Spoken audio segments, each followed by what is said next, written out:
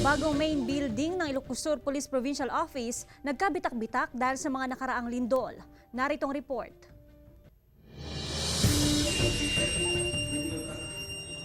Ganito ang makikita sa loob ng Ilocos Sur Police Provincial Office. Matapos tumama ang magnitude 7 na lindol noong July 27, nagkabitak-bitak ang mga pader at nagsitumbahan ang mga gamit. Halos 3 buwan lang ang nakalipas, muling tumama ang magnitude 6 na lindol noong October 25 na mas nagpalala sa pinsala ng main building ng PPO. Bawat pader makikitaan ng bitak. Bumagsak din ang ceiling. Yung inspection, may mga portion na maliit dati yung bitak, ngayon lumaki na. So, meron ding effect yung second kasi malakas din yon. Agad na nagsagawa ng inspection ang engineering office ng LGU Bantay at lumalabas na structurally safe and sound ang gusali ng PPO. Ngunit ang mga bitak sa labas ng gusali ay inirerekomenda na sa agarang restoration.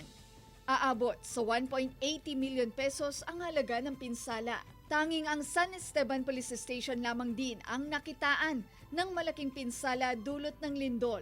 Maraming parte ng gusali ang nabitak, halos mabutas, at bumigay rin ang pader na ito. Well, dito sa atin, ini-utilize muna natin yung old building in San Esteban. Doon sa portion ng baba, may 2 rooms kasi doon na talagang, kumbaga sa Ilocano, naburbur yung wall niya.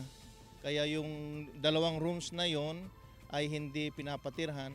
Although yung pinaka-major structure niya, according to the engineer, wala namang natigpas, wala namang nasira.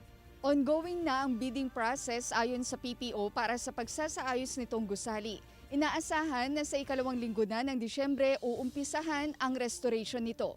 Hindi na umano ipinagamit ang ilang silid sa San Esteban Police Station.